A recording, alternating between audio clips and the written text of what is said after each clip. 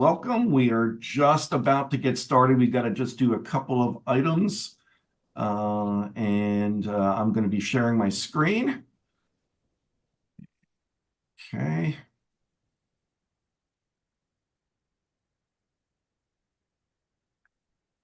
Okay, we're live streaming. Great. Let's do this.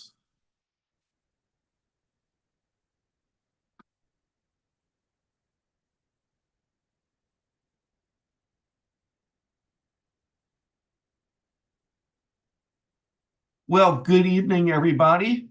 My name is Bert Dicht. I am the Managing Director of Membership for the National Space Society.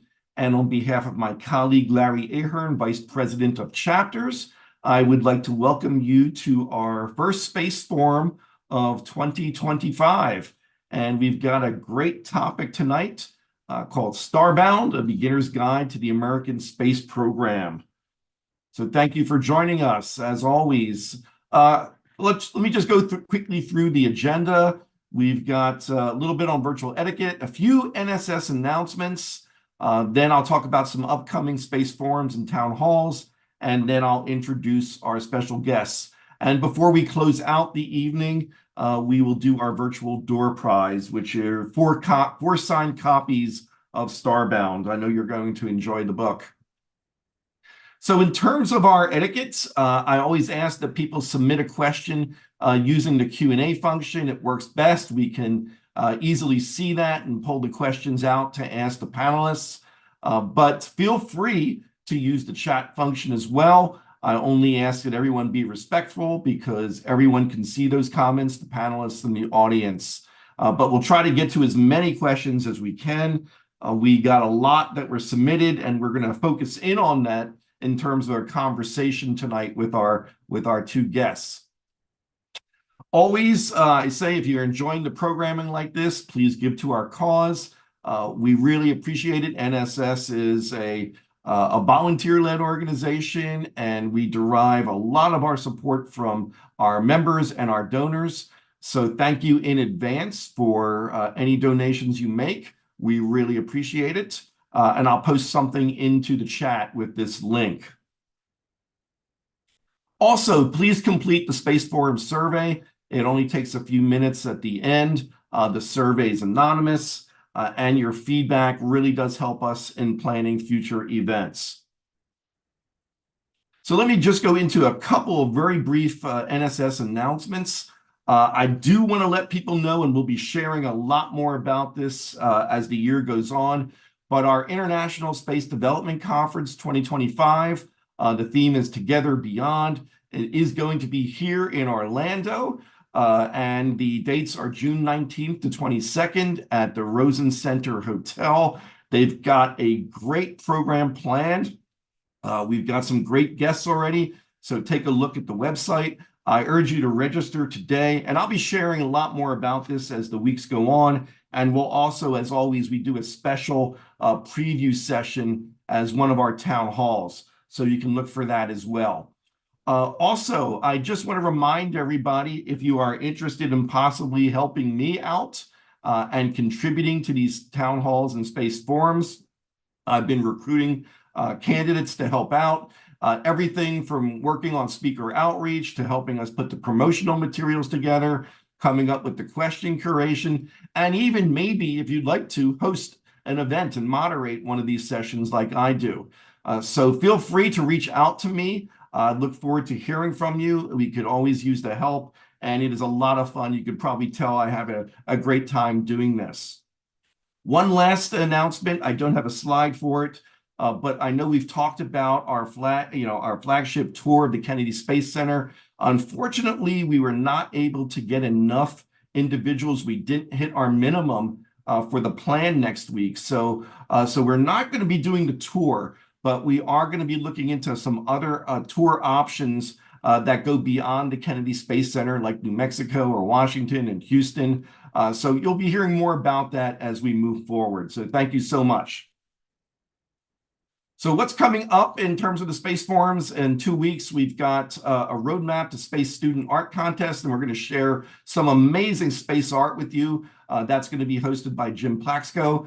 I'm working on a private astronaut who's flown on Virgin Galactic. We're looking at February 13th, and we'll share more about that. February 27th, we've got Trey Carlson, who's the Kennedy Space Center Chief of Staff. And on March 13th, we're going to be doing an NSS membership town hall. And also in the works, a young Axiom space engineer that I met at the Space Vision conference. And we're going to have him on to talk about what he's doing there at Axiom. And then we've got a lot of other programs planned as we move into 2025. So before I introduce our guests, we also have a very special guest tonight as well. It's my pleasure to introduce Carlton Johnson.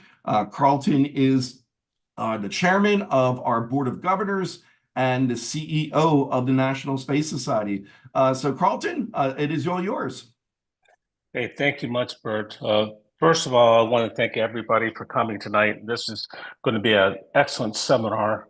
Our guests have a lot to talk about. Prior to discussing those things, so I do want to do a shout out to all of those people who are near or around the fires that are happening in California. We do know some people both from NSS and who work with JPL and other organizations that are definitely impacted by this. So our hearts and prayers and thoughts go out to those people. We wish them all safety, and we hope that the team comes out of that sooner than later.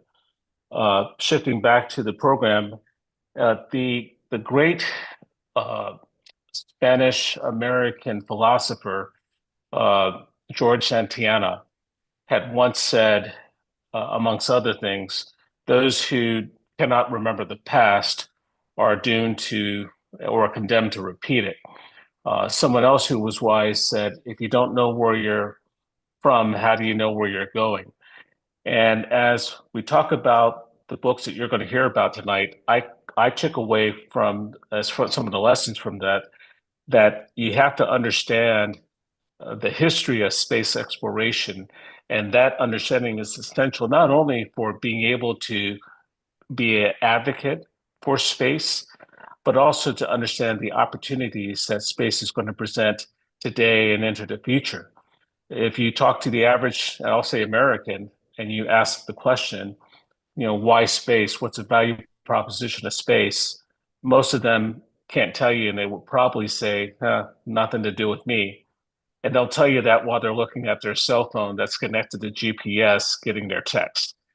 So the book that you're going to hear about tonight, and the authors that are going to talk about it, they have, in my opinion, hit the Rosetta Stone towards understanding the American space program, how we got to where we are today, and really being avid space enthusiasts themselves are really going to be ready to share some great ideas and insights about the future. So without further ado, let me pass it back over to Bert, and please introduce our guest speakers.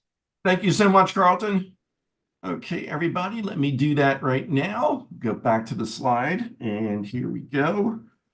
So tonight, as Carlton mentioned, we're going to be talking about a brand new book that has come out called Starbound, A Beginner's Guide to the American Space Program. And our guests tonight are the two authors of this great new book, and we'll hear a lot more about it. So first, I'd like to introduce Emily Carney. And Emily has been a guest on our space forums in the past. She is a distinguished spaceflight historian, a writer, and a podcaster. And she has made a lot of contributions to space advocacy and space education. And of course, in 2011, she founded the Space Hipsters Facebook group, which today has more than 65,000 members. And I'm proudly a member of it as well. And I know we have a lot of space hipsters on today. She's done a lot of writing related to space history, and this is her first published book. So we're excited to have her here. The co-author is Bruce McCandless III. Bruce is also an author, space historian, and also an attorney. He has written a number of books, among them a great book called Wonders All Around, The Incredible True Story of Astronaut Bruce McCandless II, as Bruce is astronaut Bruce McCandless's son. So he brings an insider's perspective as well. So we've got a great new book to talk about. And as Carlton said, it is great and fun to learn about history, whether you are new to this or whether you are a seasoned space enthusiast or a space professional. You're going to enjoy it. So it's my pleasure to introduce both Emily and Bruce, and I want to turn it over. So Emily, I believe you're going to start out with some introductions. Well, yeah, I guess I'll start out with just talk a little bit about myself. Bert did a pretty good introduction. So, first, obviously, I co-authored Starbound with Bruce. My spaceflight background, I guess it, I guess it started, oh geez, over 40 years ago. I grew up in Central Florida. I grew up not that far from Kennedy Space Center.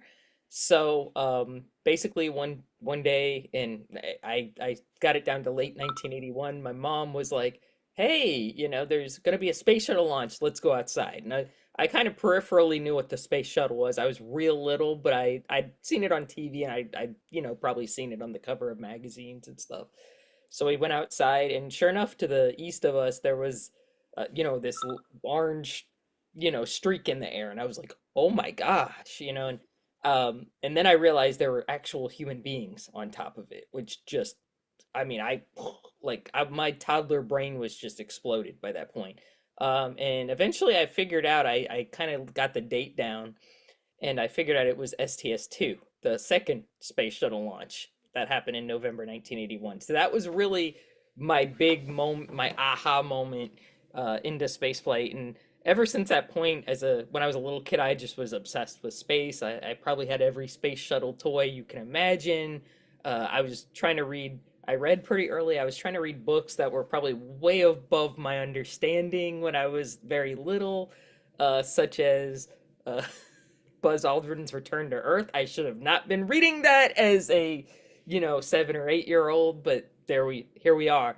So yeah, so I really just devoured a lot of space books. There was no internet back then, or internet as we know it now back then. So really, the main vessel, I suppose, or the medium you got space news from was either newspapers or books, and in magazines mainly. So I devoured those. As I got a little older, I got into high school.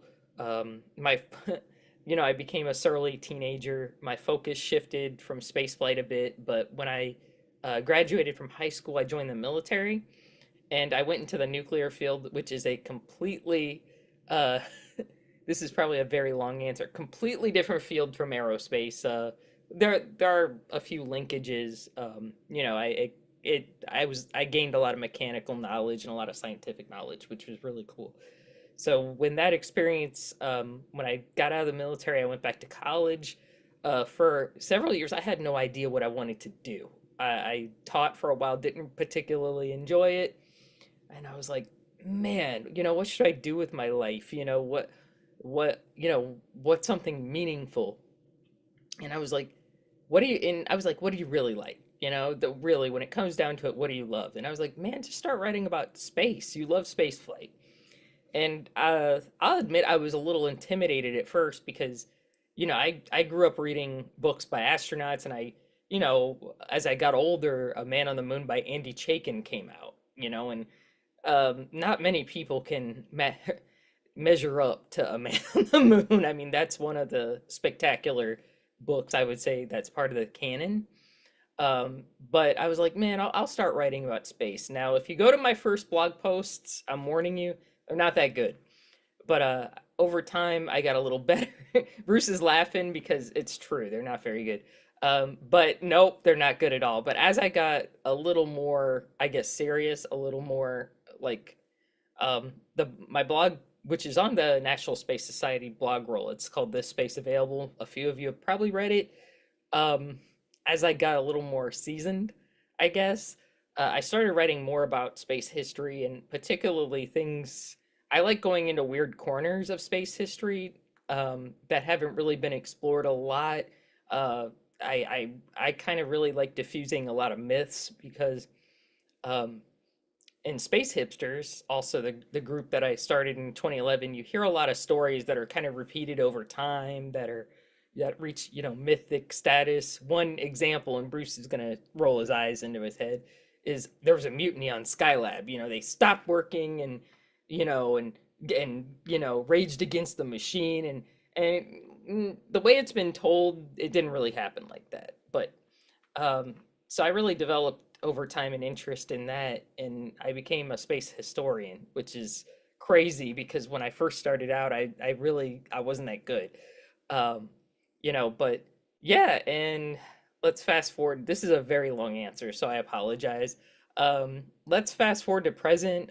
Bruce and I started working almost 3 years ago, I think, on Starbound.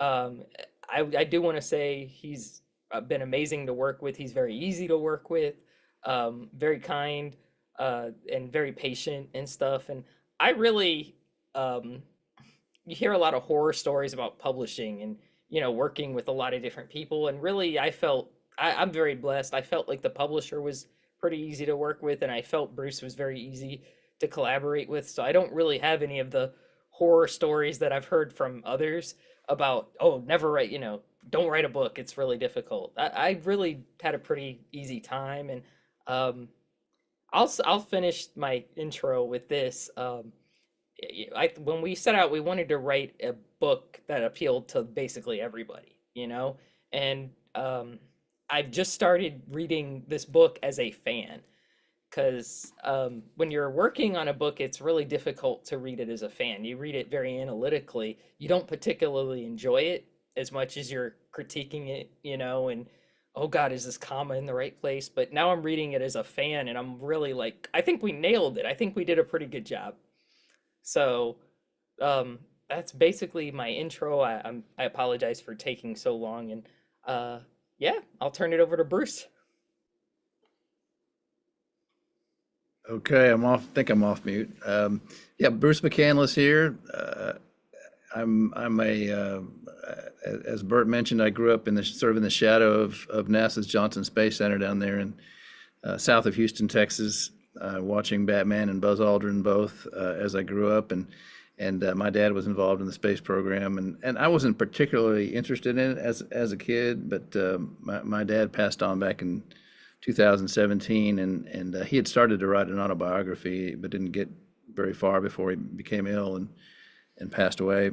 So I decided to write it for him. And in the course of doing that, I became so enthralled with not only his story, but with the story of some of the missions he was involved with, that after I published Wonders All Around, I wanted to keep going. And I met Emily through Space Hipsters, and our shared love of Skylab and the ridiculousness of Skylab in some ways. You may remember that this was after the adventures of Apollo, this was an attempt to sort of create a habitat for people in space. It wasn't really going anywhere except around the planet. And we wanted to start paying attention to the quality of life in space. So there's a proposed entertainment console, and there was a shower and that kind of thing. And that sort of thing just amused both of us to no end, and we got to be friends that way. And decided we wanted to collaborate on a book. And as Emily said, we wanted to create something that a lot of people would like. It's not super technical. It focuses on human stories and incorporates some political and social history as well. And the result is a book that I think that if Carl Sagan and Adam Sandler had gotten together, they might have written. And I hope it's accessible. So far, people seem to be liking it. So we're pleased. Well, very good. Thank you, Emily and Bruce. We really appreciate taking the time to join us. So I think I'll start asking some questions, and then we'll be taking questions from the audience as well. I read the book. I really enjoyed it. It's not a conventional history, but it does go in a kind of a chronological order, and talking about the earliest days and leading up to where we are right now and potentially the future. How did you come to develop that style? Because I think, Bruce, you and I talked earlier that in the movies and TV, they got the fourth wall that they sometimes break when they talk to the audience. And sometimes you do that in the book. you break away from your narrative and make a fun comment, and it makes for a very enjoyable read.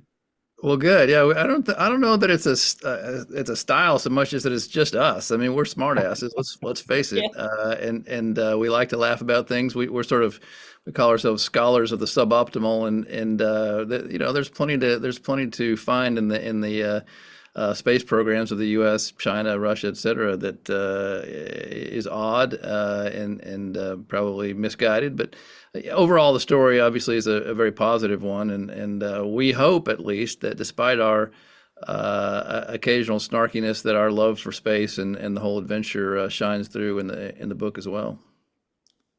Um, yeah, I kind of have to follow with what Bruce said. We're not super serious people, so we didn't want the book to be, like a textbook or something like that.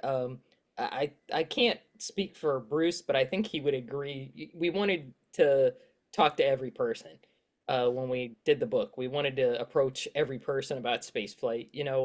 Being in Space Hipsters, having created the group, we see people come into the group every day.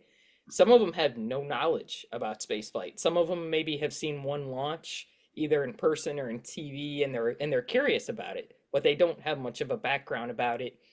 And one of my pet peeves in the group is when somebody's like talks down to that person because they don't know what they don't know. That's not their fault. And we didn't want to come from that angle. We didn't want to talk down to the reader. We just wanted to give them a background and to educate them, but we wanted to make it kind of lighthearted so it wasn't so intimidating and like avuncular, I guess would be the word. That's my big $10 word of the day. We didn't want it to be so scholarly that it alienated people, because I've been on the other end of that before, when you ask a question to somebody and they're just like, you don't know that, and you're like, oh God, and for me that just shuts me down. That makes me like, Yeah. okay, fine, I want to ask you again. And we didn't want to have that. We didn't want to approach from an angle of we're experts, we know everything about this. I think we set out pretty early in the book that we're enthusiasts, we're having a good time, we're not but let's show you about the space world. We haven't include 100% everything in this, because if we did, this book would be like 8,000 pages. So That's right. Yeah. So right, right. And Emily points out that there are a lot of people who are out there who are interested in the space program, and you could call them sky curious. And one challenge they face is gatekeepers. You go onto a website about space and you say, "Hey, what's that shiny metal that the starship is made of?" And you get laughed at or shouted down. And so we wanted to sort of become our own gatekeepers and open the gates up as wide as we could, and invite as many people into this discussion about space as possible. Is there a part of the book, an era of the space history that maybe grabbed you the most, or are you most interested in? I'll ask each of you that question, because you do cover a lot. Yeah. Yeah, my favorite part, I think, and increasingly so, is the what we call the Gemini program. The astronauts sometimes call the Gemini program.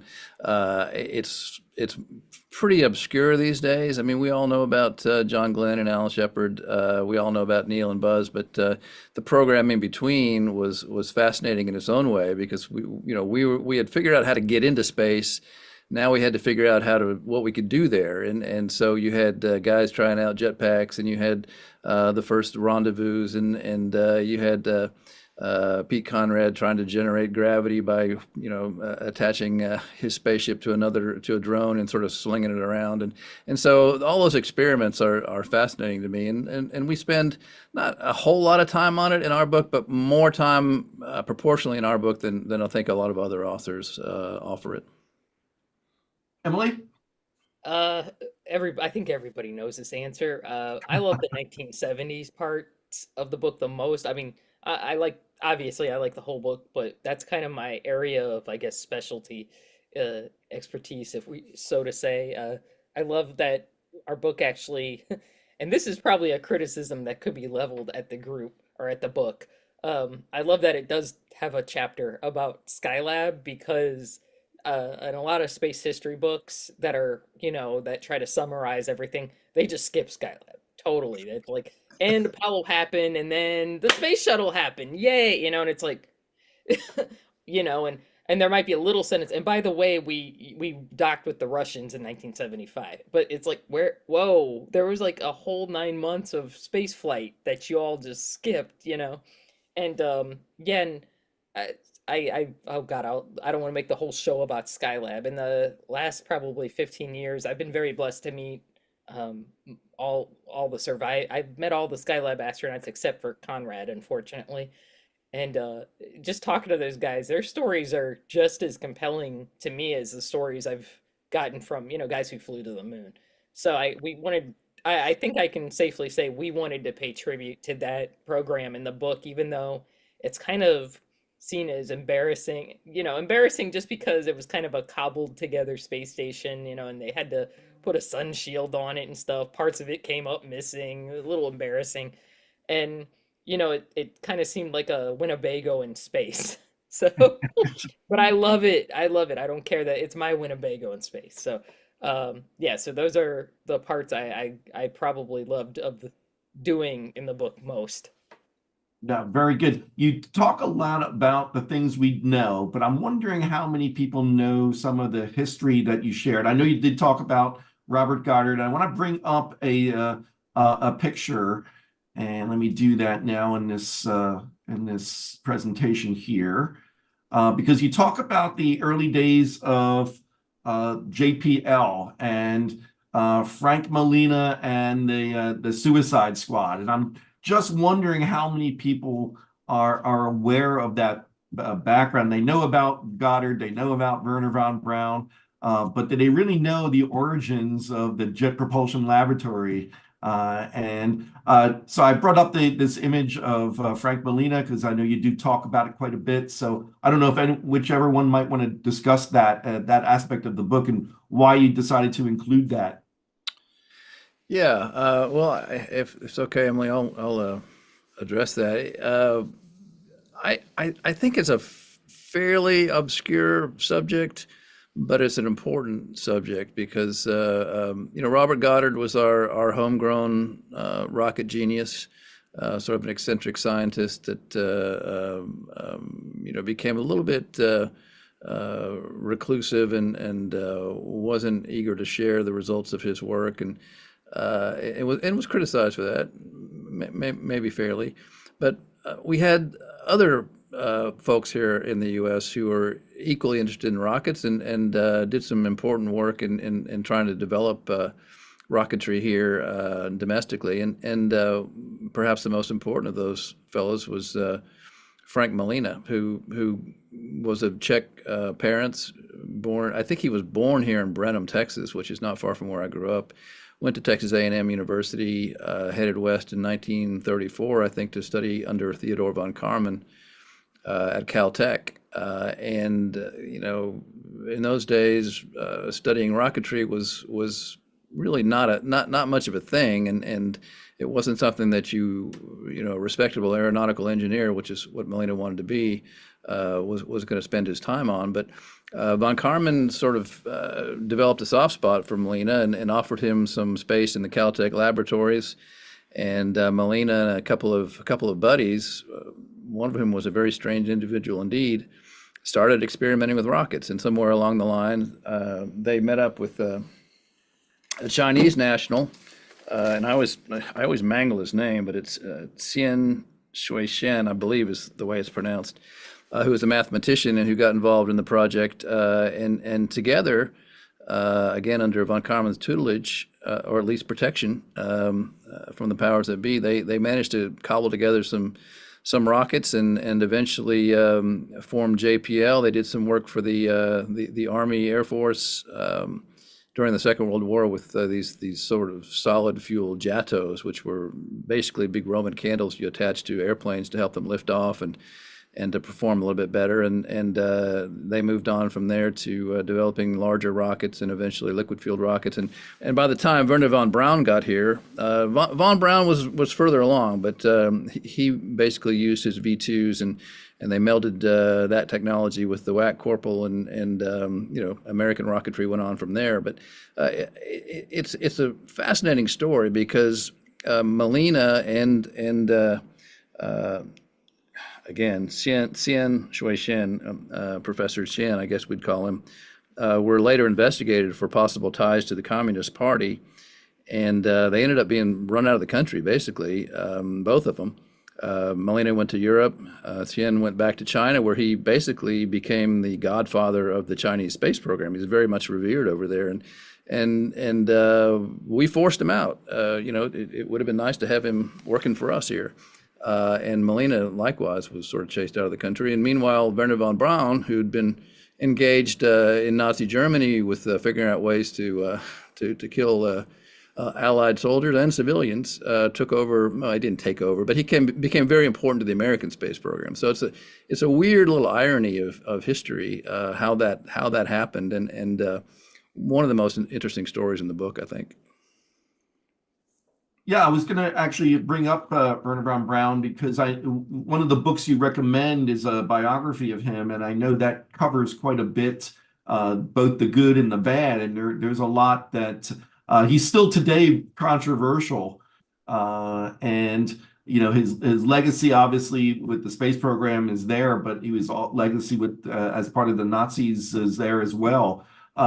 Did anything change as you were doing your research and your impressions of Werner von Braun? Emily had her hand up. Oh, I'm sorry. No, you're okay, Bruce. Do you want to go first, or I'll just go first? Yeah. This is, I think it's Michael Neufeld's book. Yes. His last name. Yeah, I hope I didn't mangle his name. That's a wonderful book. I highly recommend it if you haven't read it yet. But honestly, during research, I'm trying to put this in the least controversial way as possible. My impressions of von Braun didn't change. Is it possible that somebody could be partially responsible for tons of atrocities? Yes. Is it possible they could be, the premier rocket scientist in the US later? Also, yes. Those things can happen at the same time, unfortunately, or at different times, as it were. So it didn't really change, my feelings about him or my impressions of him or things like that. I think this is just my opinion. I think it was easy for the US to accept him just because, his past was kind of kept like in this gauzy, like nobody talked about it really during the 50s and the 60s. It wasn't really publicly discussed, and he was handsome, he was a striking person, and he was very magnetic and charismatic. I mean, he was on the Walt Disney specials, in the 50s and things like that. So I think, that's partially his public image is why, people just kind of overlooked everything. It's sort of I don't want to, oh God, I'm getting controversial. I think sometimes, we have a tendency to rug sweep. That's all I have to say. No problem. Bruce? Yeah, I mean, Emily put it well. He was a charismatic figure. He was a great administrator. He was a smart man, obviously, good looking, sort of John Wayne sized figure. And we as a nation managed to overlook some things that are really pretty difficult to reconcile with his later image. I admire the man, although I certainly don't. I admire his intellect and his organizational abilities, and he was responsible as much as anyone for getting our first satellite into space, and he was instrumental in developing the Saturn V rocket that got us to the moon. So we owe him a big debt as a spacefaring nation. But he and let's face it, he wasn't the only Nazi who came over. There was a bunch of them that managed to find homes in not only the space program but in various other fields. We talk about a couple of them in the book. Hubertus Strughold, and Kurt Debus down at KSC. So it's sort of a difficult legacy and interesting to sort of work through all the moral issues there. And maybe Starbound's a good place to start. I see Carl has asked a question, maybe tying it directly in, and this is a kind of a speculation question, but do you think we would have had our present space program without him? So that's it's hard to imagine the space program without him. No, absolutely not. I'm Yep. sorry, Bruce. I feel like I talked over you. No, my No, answer is absolutely not. I think the answer might be no, you Yep. know? Absolutely, absolutely. Uh, is there anything in terms of all the research you've done, looking at the earliest days, going through Mercury, Gemini, Apollo, Skylab, and the shuttle? Is there something that surprised you that you didn't know as you were finding your research? Even though you're both knowledgeable, but there's always things we don't know. I'm just wondering if there's something that really surprised you. Well, yeah, the Suicide Squad story surprised me. The thing that I found, one of the things I found really fascinating, and I felt like I had a decent knowledge of space history when I started on this, but the whole development of what I will call the secret empire, our DoD National Reconnaissance Office space program, and the origins of that and sort of the early days, that story was surprising and fascinating to me.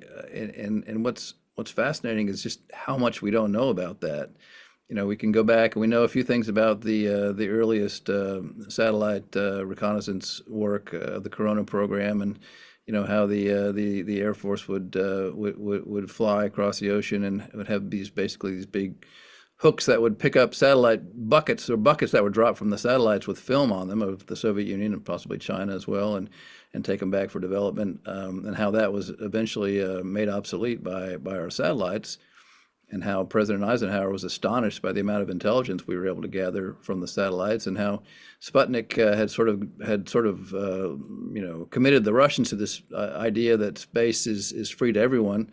And you can't get mad about satellites crossing over your territory. And then NRO, you know, which basically became the agency that leads this sort of operation, disappears into obscurity, and it's a black box, and it's maybe there's a slight little hint of sunlight on it now, but it's pretty mysterious, and we spend a ton of money on the Space Force and NRO activities, and you know, there's not a lot of writing about it because certain people don't want you to write about it, I suspect, and maybe it's better for security, national security, if you don't write about it. So I don't know, that whole story is fascinating to me. Emily? I have to agree with Bruce. The whole story about NRO and really the sort of eyes, the reconnaissance eyes in the sky that we don't hear about as much, and sort of the it going from them literally dropping buckets in the ocean of film and having to go get them to what we have more modern day. I think it is fascinating. I have a friend who's an expert on that, Dwayne Day. He's written a ton of amazing articles on this stuff. And it's really cool to talk to him about that stuff. But we sort of just give a intro to this. We don't really go into super depth. But another thing that I thought was fascinating, we'll probably talk about it more in the session, is just the scope of all the new companies and all the new players in spaceflight at present time. I felt is just, I mean, there's just so many new companies out there that are really looking towards the future. A lot of them are doing different things. They're not all launch companies. Some of them are looking into doing space stations. Some of them are looking into doing like environmentally friendly fuels for rockets, which is incredible. And a lot of them are doing 3D printing type technologies. I really think that's amazing. And like I said, we'll probably talk about that a little bit more. Yes. Talk about the future. I know you do a nice discussion on some of the earliest days of human spaceflight. Leading up to Project Mercury, you talked about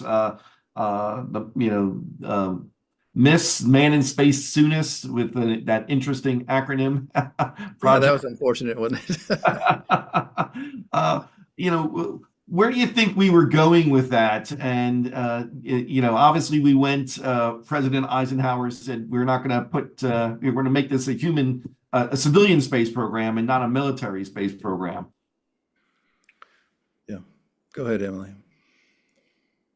Well, I think part of that is because the government, the U.S. government, didn't want it to look like a military endeavor. They wanted it to look more like a, I wouldn't say peacetime because we were in the Cold War at the time. So I don't know if anything from that period could be characterized as peacetime, but they didn't want it to be associated with being militaristic. It's kind of ironic because even though um, the European Space Agency sort of had a similar idea, like, we want to do scientific endeavors. We don't want to be associated with the military, so we don't want to turn this over to a military, we like a entity or something like that. But yeah, basically at the time, they wanted it to be a civilian effort, even though if you look at all the most of the Mercury, well, all the Mercury and most of the Gemini astronauts, they were military. They were in the military, with the very few exceptions. I think Neil Armstrong was a civilian, but he was former military. So and that kind of stretches to, if you look at Apollo 11, um, you know, this has been written about in a lot of books, but if you look at Apollo 11, the first man on the moon wasn't a military person. It was Armstrong, who was a civilian. And I think they were trying to communicate something that, okay, we have a civilian. It's not somebody in the military who's trying to like claim a part of the moon or trying to say this is the US part of the moon. This is somebody who's just saying this is humanity on the moon. So I think that was their statement with that. But yeah, they were trying to make it seem like a civilian effort, basically to promote that, space is for everybody. Even though it really it really wasn't for everybody. It was all men. They were mostly in the military, and there were no African Americans, there were no Asians, etc. But I won't get too into that for now. I hope I answered that adequately. Yes. Mhm. Yeah, just to amplify on that, I mean, maybe the smartest thing that President Eisenhower and Vice President Nixon as well, to give him a little bit of credit, did was take the space, at least the manned space race anyway, out of the hands of the military, because even in the early days they were fighting with each other about who was going to do what. And as you mentioned, there was the Navy had a program, and the new service branch, the Air Force had a program, and the Army had a program, and Eisenhower well knew how inter-service rivalries worked, and how destructive they could be. And I think he was very smart to insist on it being a civilian agency. There were a couple questions that came in. I'll try to put them all together, but they talk about the political influences of the time and how the politics have evolved. And I know you spent a little bit of time on that, and I just want to see if you might want to just touch on that briefly.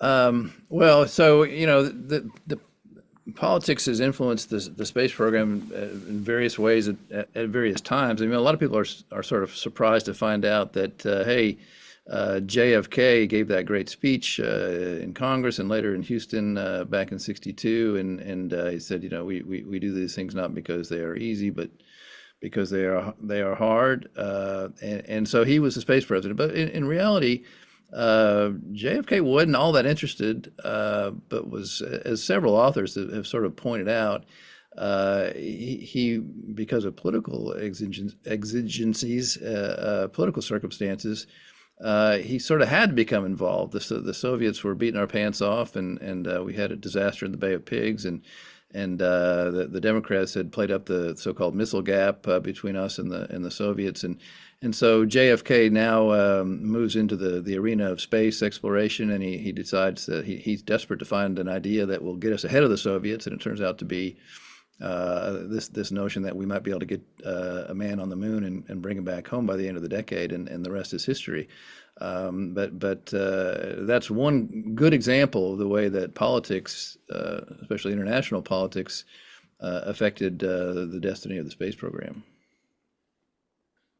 Yeah, Yeah. I'd like to add, I'm sorry, as I'll talk a little bit about the 70s in politics. If you look at space in the 70s, they were developing and they were coming up with the space shuttle. The space shuttle's design was a compromise partly because I'll just be real. There were people working in California, and Nixon wanted to get reelected. California has a huge electorate, has a lot of votes, so that was partly why the space shuttle happened as it did. And during the 70s, a lot of people were not fans of the space shuttle. It was kind of a political, struggle for a while. They really had to sell it to Congress.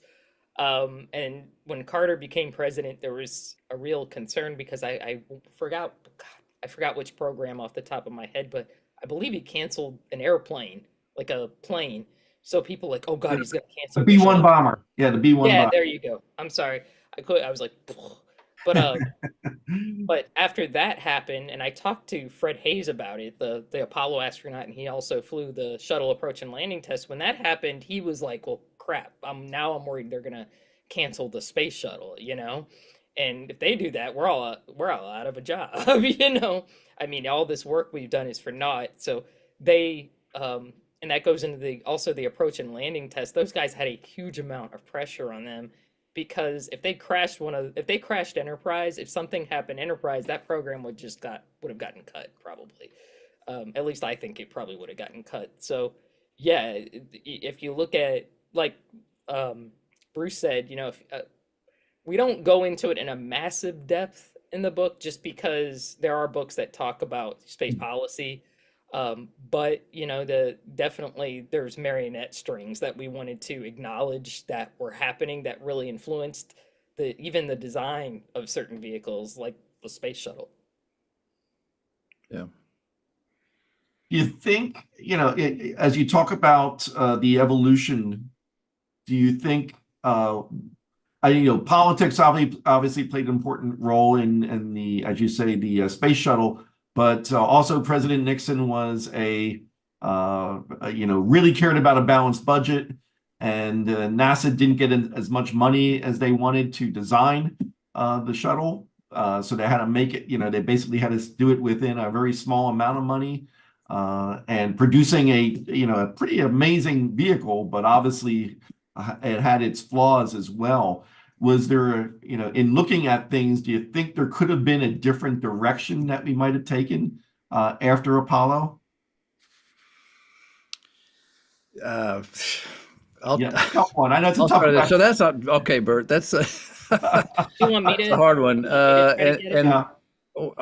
Emily and I had sort of the same discussion with a very smart friend of ours today, Dave Bowman, we went into some discussion about this, and when you talk about the space shuttle in terms of what we were promised it would do and how it would do it and how cheaply it would do it, and the shuttle was a flop. On the other hand, if you look at what it actually did and was capable of, it was pretty amazing. And I think everyone would agree NASA was fudging a little bit on its numbers, trying desperately to keep the money coming in the door, to develop what it hoped everyone would love, this amazing new space plane. It's easy to say, well, we went the wrong direction with the space shuttle. I mean, yeah, I think you could argue that, but it's hindsight is 2020, and we ended up getting a lot of, like I say in the book, this shuttle broke a million hearts, but we ended up getting some pretty significant missions out of it, and the Hubble Space Telescope and construction of the ISS and all sorts of things. So Emily and I are at least we're shuttle fans with reservations, and there's nothing that can get the blood boiling on an internet chat site more so. I mean, aside from the whole anything involving SpaceX, aside from that, anything involving whether the shuttle was a success or not. So I mean, smarter people than I am are going to have to figure that one out. Before we talk about what's going on now, I do want to ask you, because your dad was an astronaut, did he have any thoughts about the shuttle program? And I can bring up the famous iconic photo of him, and maybe you might want to comment on that. Let's just get this out of the way here.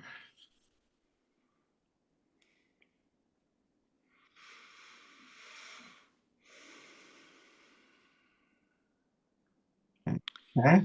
Yeah, he was he was a Navy guy and a NASA, assigned to NASA. He was an organization guy in that respect. That he was a 100% shuttle supporter. He thought the technology was amazing. He brought me out to the center, to Johnson Space Center one time, and sort of showed me around. And he was particularly proud of those tiles that they used to insulate it and insulate it when they stayed on. That is, he had one of the technicians out there taking a acetylene torch and heat up one side of the tile, and then handed it to me.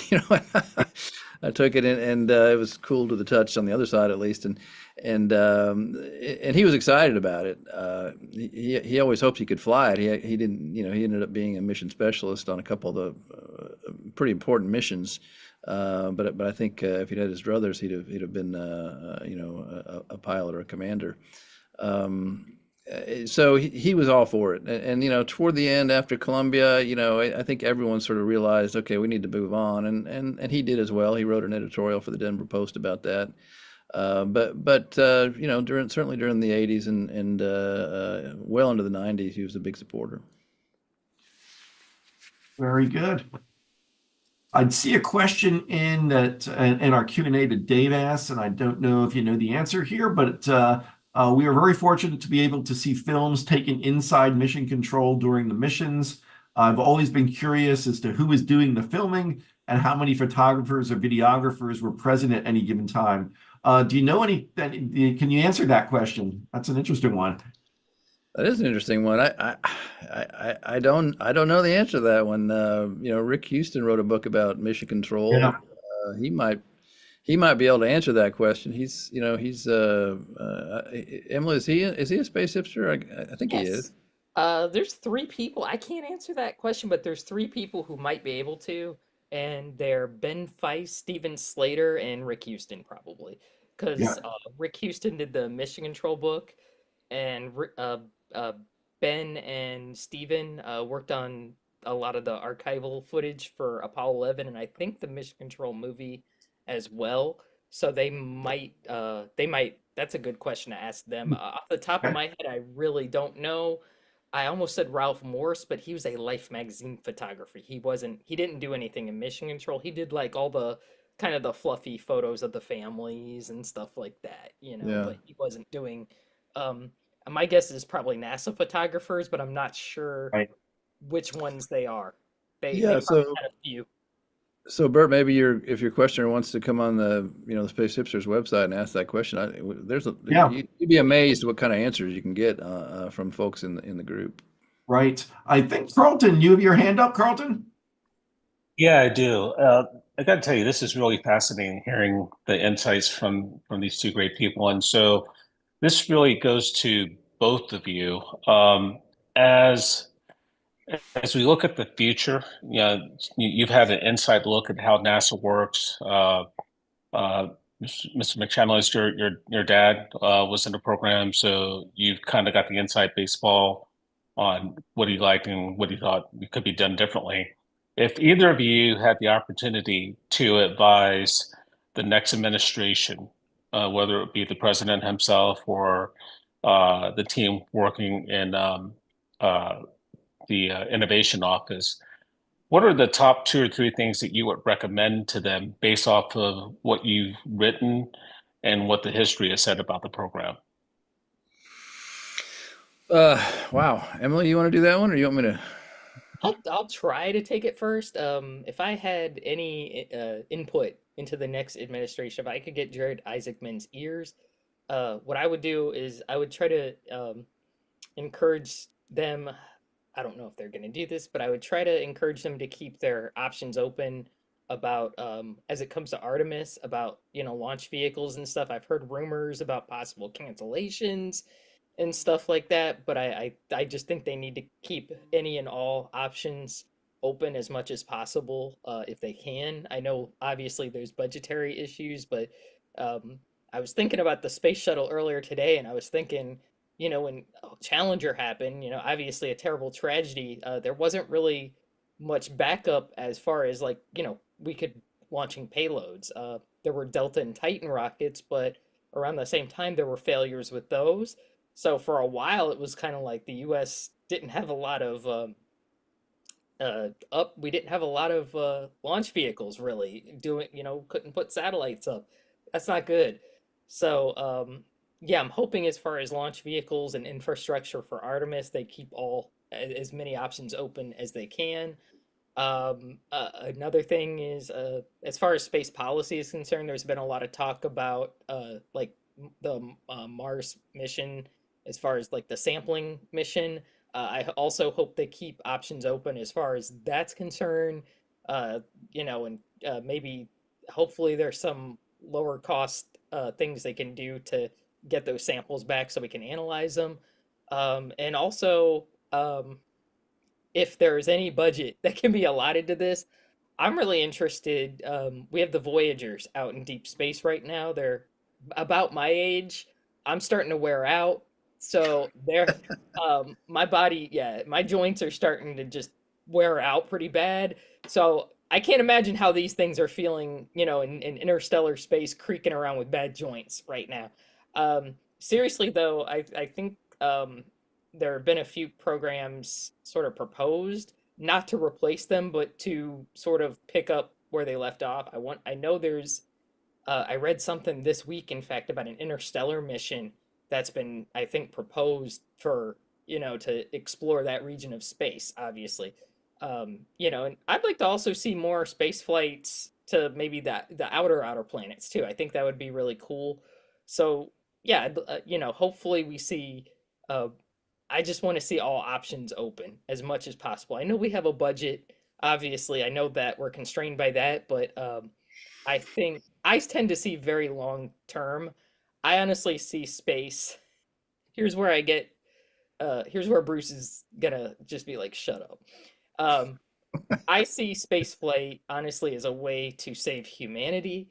I really do. I see it as I see our civilization hopefully expanding out into it. It may not be in the next year, 10 years, but I think it'll be in the next 100 years or so.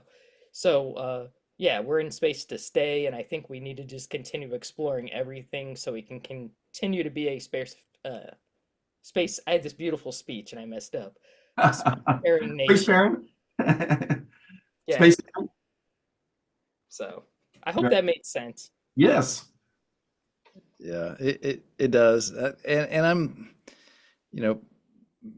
President-elect Trump has indicated that he's going to appoint or nominate Jared Isaacman to be the head of NASA. And everyone I've talked to seems to think that's a good idea. Our friend Rod Pyle calls him Space Jesus. He's loved by everyone. He's seen as sort of a visionary, and he knows more about this stuff than I do. But I would say I think it's a mistake to radically to either cut or radically abridge the Artemis program. I think we've got. It's hard to say we've got momentum, but we do have a basis for that program. When Emily and I were early in the book, early in the writing of the book, the Artemis 1 flight took place, and we were both feeling pretty dang optimistic. It's troubling that not that more hasn't happened since then, but we've got a lot invested in that program, and we've got the ESA working on it, and we've got the Artemis Accords, which something like, I think the last time I checked, 39 nations have signed on to, and in support of our lunar exploration efforts, and it's at least the Artemis Accords and the whole Artemis program has political undertones as well, and is meant to address the Chinese presence on the moon, and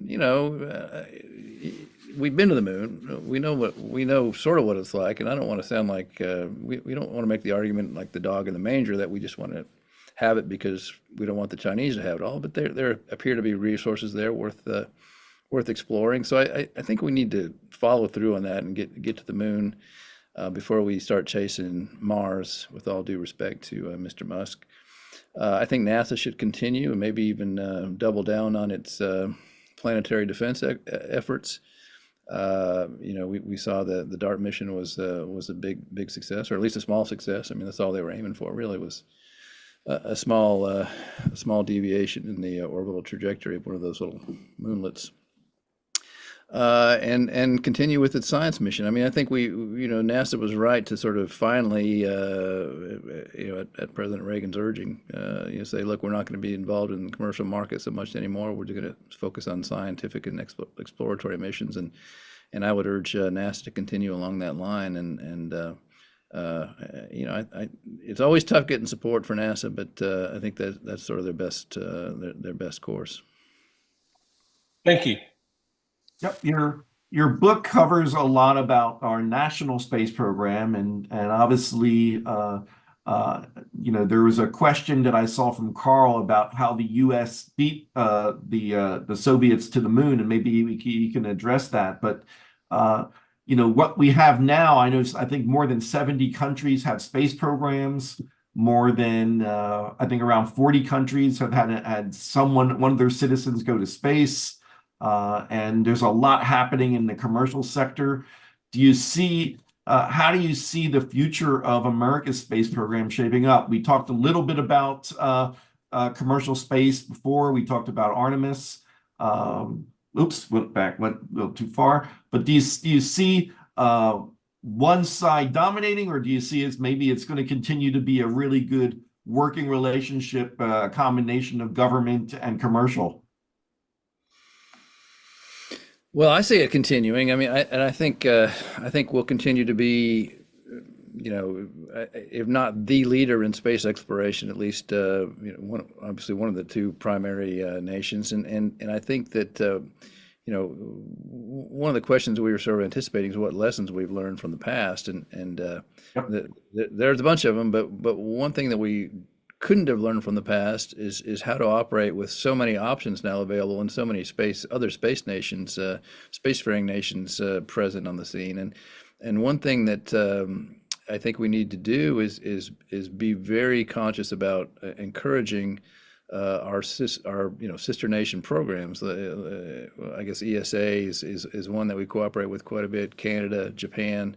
I'd like to see the U.S. partnering more with the Indian Space Agency, and they're doing some ambitious, aggressive things, and to the extent that we can build up those programs, I think we have a good counterweight to the Chinese program and their new ally, the Russians. I mean, I hate to turn this into a space race again, space race 2.0, but I think there are some geopolitical realities that are novel here, and resources that are novel in the sense that we have some pretty capable partners that we can call upon. I do want to comment on the question that came up earlier about mission control. We've got a comment here from Tom Husiak, who said, in the shuttle days, there was a motion picture photographer using 16mm film and a famous NASA photographer, Pat Patnetsky, shooting 35mm film, plus the video from different locations that was sent out on NASA TV. It was called NASA Select in those days, and that was done in mission control. So Tom gave us a little insight, at least during the shuttle program. Yeah, very good. Thank you, Tom. Hi, Tom. One of the things that is great about your book too, I know we're about 10:05, and I want to get some more questions in before I go to the door prizes. But you have some interesting lists that you put in, and it makes it kind of fun to read. Since we were talking up, you've got I think here we go. Let me get this. Some different books to read here that you recommend. I think 11. You have 11 of them. I just shared 5 of them. But is there something that stood out to get them onto your list? No, yes. We liked them. It wasn't very scientific, I got to tell you, Bert. Okay, no. I do think these are, several of them are recognized as being the best books in the field. I mean, most people would agree Michael Collins's book is the best astronaut book, and Michael Neufeld's book is. I mean, I think there's another one that's well regarded, but I think his is probably the best book Von Braun, and of course Chaikin's Man on the Moon is great. Beyond is an amazing book about the early Soviet space program. Hail Mary, Project Hail Mary was hilarious and brilliant. We all our lists have 11 items just in homage to Apollo 11. With books we could have easily come to a list of 50. So it's difficult to sort of cut it down, but these are some that we think would appeal to everyone, and they're just well written and have great storylines. So. Yeah, I'll add it definitely was not a scientific process. We didn't do a poll and try to narrow it down or anything like that.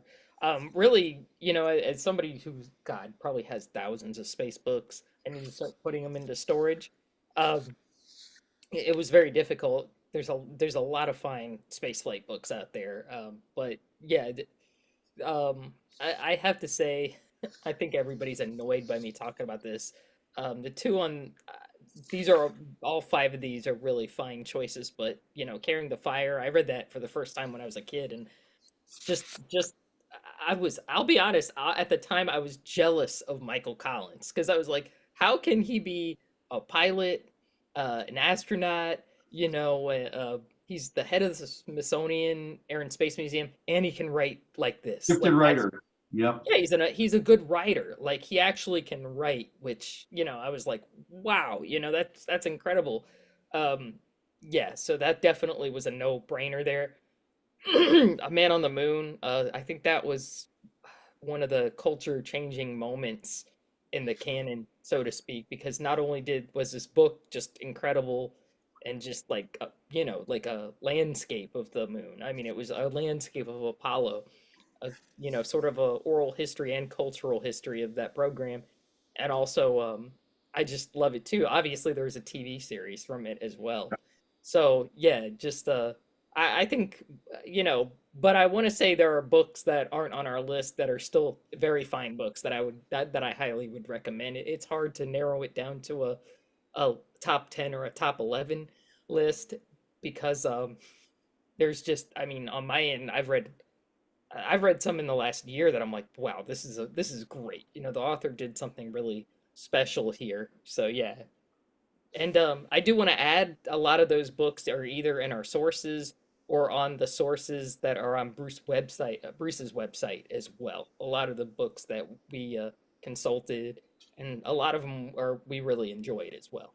Yes. Hey, Bert, if you don't mind, Emily just brought up a great point. So we've got notes on our sources on my website. It's www.brucemccandless.com, and some, like I said, notes on sources and some comments about various things, and even a couple of corrections on a couple of items. So if you're interested at all in the book and reading a little bit further, please check out the website. Bruce, can you put that into the chat? Yes, I can. Yeah, that would be great. So let me just go cut to another list that you had there, and I love this one too because I know you both know and have talked to obviously a lot of astronauts, and you have 11 of the coolest astronauts, and I put 5 here, and I purposely didn't put their names because everyone should know who they are. But again, what kind of process did you use to come up with some of those? So in case anyone doesn't know, obviously Neil Armstrong, Sally Ride, John Young, who's always been my favorite, Ron McNair, and Kathy Sullivan.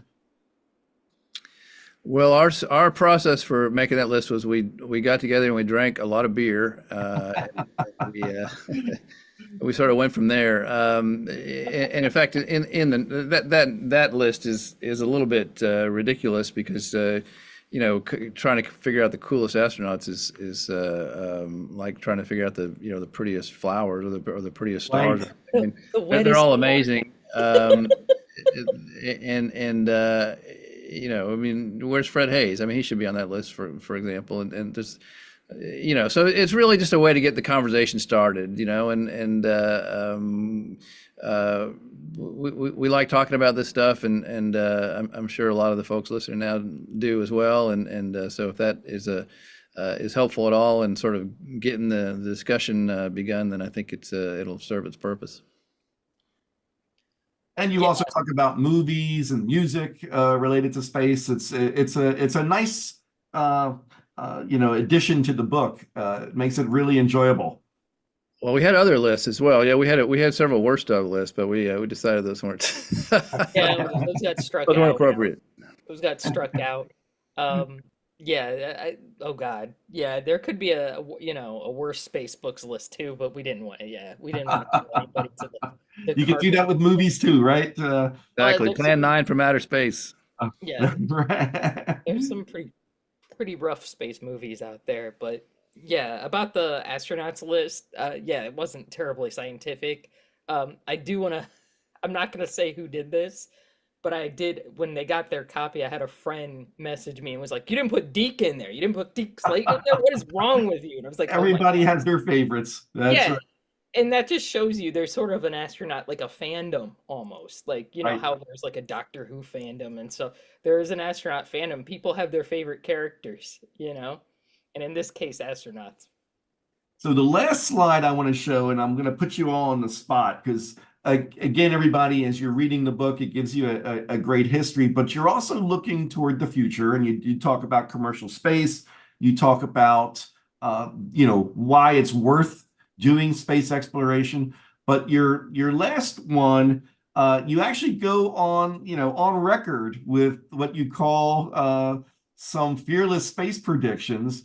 And again, Yeah. there are 11 of them. But I'm only showing 5 because I wanted to show some of that connected to space settlement and space exploration directly. I was talking to Bruce earlier. I know a lot of the political commentators do their predictions, and someone recently did a column about all the things they predicted that went wrong, that they were wrong about in 2024. So who knows? Maybe we can get you invited back in the future to see how well you did. So Let me just say, but this is a really bad idea to do predictions because they're always wrong when it comes to space. I mean, Neil Armstrong was talking about after the Apollo 11 mission, talking about lunar bases by the end of the century and people living and working on the moon, and he was almost a saint. So if he could get something wrong like that wrong, then surely you could extend some charity to Emily and me for our misguided thoughts here. But who knows? Maybe they will come true. But I think the idea of actually getting people landing on the moon again in 2028 seems pretty reasonable. I think I'm hopeful. The question is who? Hopefully it's us. But I think there's a good chance. I think the Chinese are talking around 2030 or something. I've seen some of their some things written about them that they're thinking like around 2030. So, but I like the idea of a nuclear fission powered spacecraft. Humans walking on the Mars in 2039. It sounds interesting. And living there starting in 2044. And potatoes will be involved. According to Andy Weir, anyway. Yeah. Yeah, nice. And then deflecting. We mentioned DART earlier, and then deflecting an asteroid. So some interesting predictions. So thank you for sharing those. Take them for what they're worth, which is probably not a lot, but again, just trying to get the discussion started. How about that? There's no money back guarantee, is what you're saying, Bruce, right? Exactly. Yes. Well, very good. Let me see. Get a few last questions in from the audience here. Let me just go to the to Q&A, and a couple of people did ask, are you both interested in flying into space sometime? Emily? I guess I'm going first. Yeah, yes, I would love to Yes. fly to space. I would love to do that. No, yeah, they wouldn't even have to ask me. I would just do it. Sure. I'd go for sure. Absolutely. Sounds great. Let's see. Let me just go through and get a few others that were here. Okay, we got quite a few in there. Okay. Oh yeah. Oh, there was a question about what determines cool for the astronauts, but you kind of touched on that already, right? Mm-hmm. The official criterion is we don't know. Yeah. Now, we do list some reasons. Now, whether those are adequate or not, I don't know. But I think it's a somewhat subjective list. NASA doesn't. It's not a NASA list. We'll put it that way. Right, right. it's on top of a rocket, in my opinion, is pretty cool because Yeah. that, yeah. Right.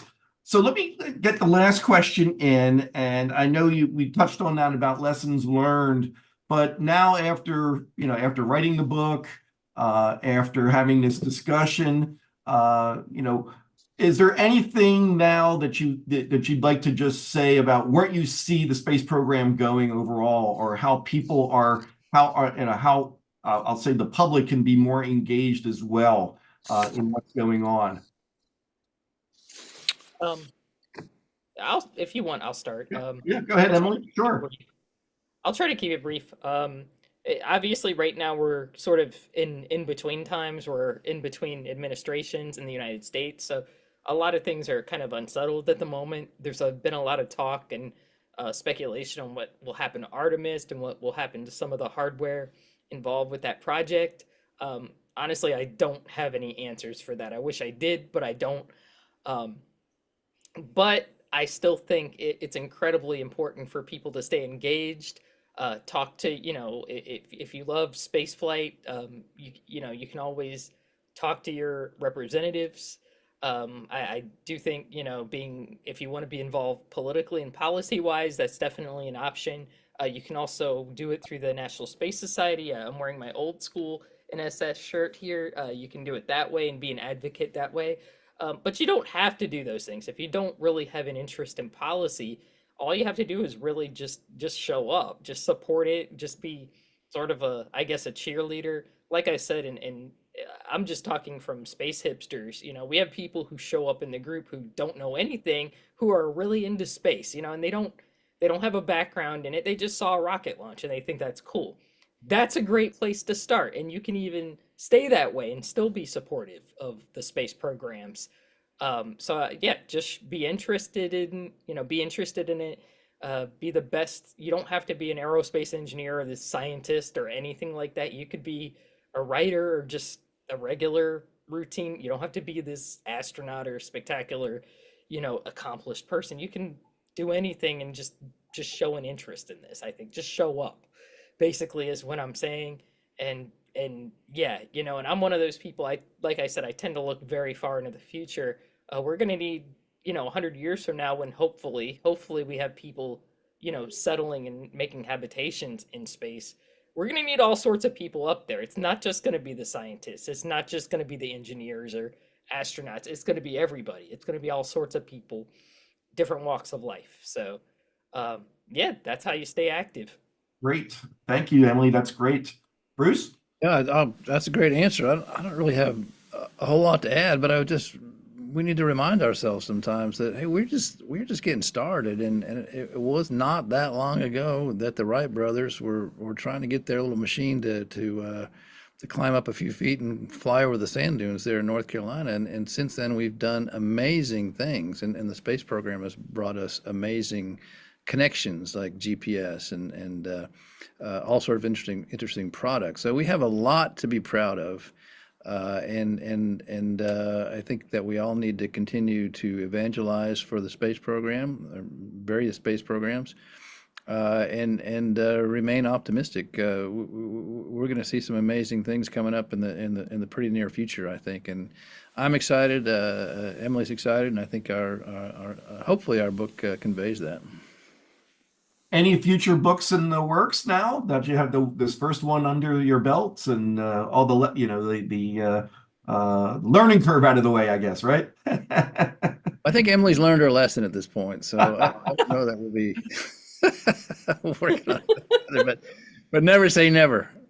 Yeah, never say never. I have ideas. I have an idea for a future book project, but I haven't even started it. I have Right. as much as an outline of what I want to do with it, but I haven't started it yet. Once this settles down, once everything settles down from this one, I'll think about working on it. Yeah, and we don't, and even though we don't really have a book in mind, we do have a musical based on the Skylab project so we're hoping to take that Musical. off Broadway in 2027. Yeah. And That'll then, be a big hit, I can tell. Yeah. Yeah, it'll be like right above the Bigfoot musical on the marquee. It'll be right above that. Oh, very good. That was a great conversation. And what I want to do now is just get a chance for some of our guests tonight to get a copy of this that you both have signed. And thank you both for sending those copies to me that I'll be able to share with our members. And hopefully, and if you don't get a copy, I do encourage you to pick one up. I think you're really going to enjoy it. So let me go share my screen one last time here. And get this out of the way. Here we go. So everybody, as we've done these before, what I've done is I put everyone's name onto the list who registered. But you do have to be online tonight to claim the prize. And what I've done is I've put a random number generator onto my iPad. So what I'll do is I will just basically spin the dial on the iPad. And if you are on, feel free to just put a note in the chat. I've got the chat open so that we can see if you're here. Just tell us you're here, and I'll follow up with you after that. So let me go in right now and do this. Okay, and the first one is Beth. Beth Eatons. Beth, are you on?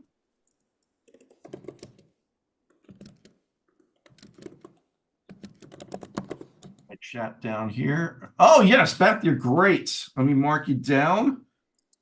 Okay. Congratulations, Beth. Okay, let me do the next one.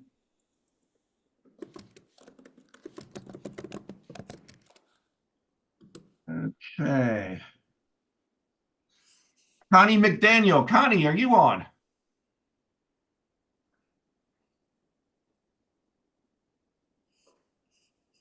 See. Don't see any message from her yet. Connie?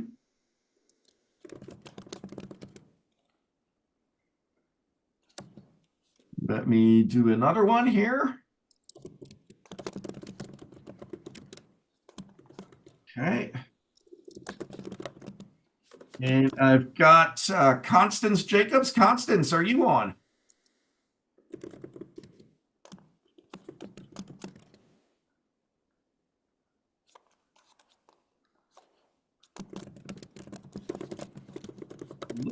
I'm looking at you. You're on the list. Okay, Constance. Oh, yep, there you go. Perfect. Thank you, Constance. We've got you.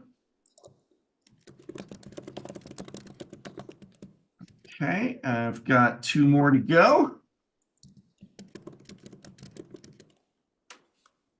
And Thomas Madden. Thomas, are you on?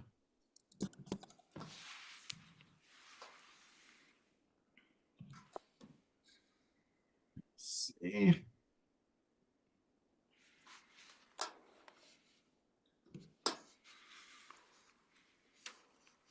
Thomas, I'll give you another chance. I don't see Thomas. Let's do another.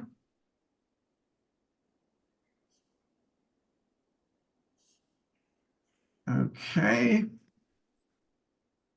And Brent Waterman. Brent, are you on?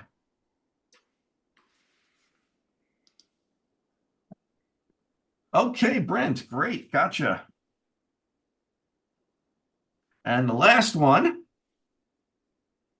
Let's do the, oh, okay, that one gets me a lower number there. Denny Town. Denny, are you on?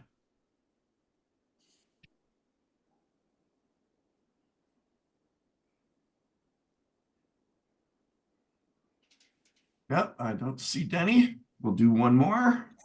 Denny raised his hand. Oh, Denny raised his hand. Oh, there you are. Perfect. Gotcha. I didn't see you. Perfect, Denny. So we got our four.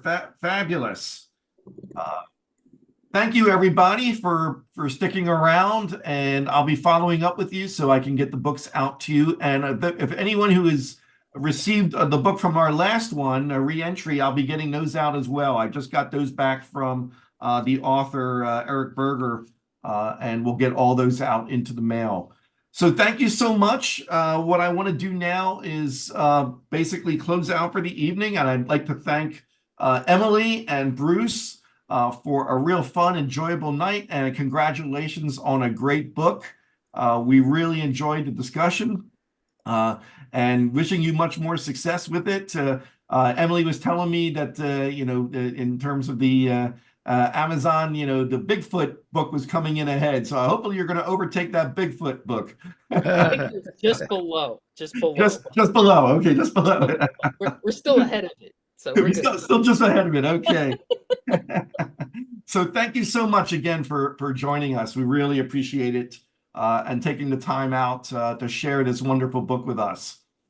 So everybody else, I do want to thank you. First, I want to thank our CEO and chairman of the Board of Governors, Carlton Johnson, for joining us. And also my thanks to Fred Becker, who's assisted me with all the technology tonight. Thank you, Fred. So for all of you, thank you for attending. I want to remind you that we'll meet again in 2 weeks to talk about the art program, and I think you're really going to enjoy that as well. So look for the announcement there. But thank you. Have a great evening for those in our time zones. Have a great day tomorrow for those in tomorrow's time zones, and of course a great weekend. And also another shout out to everybody in Southern California facing those fires. We're thinking about you, and stay safe there as well. So everybody, take care, and we'll see you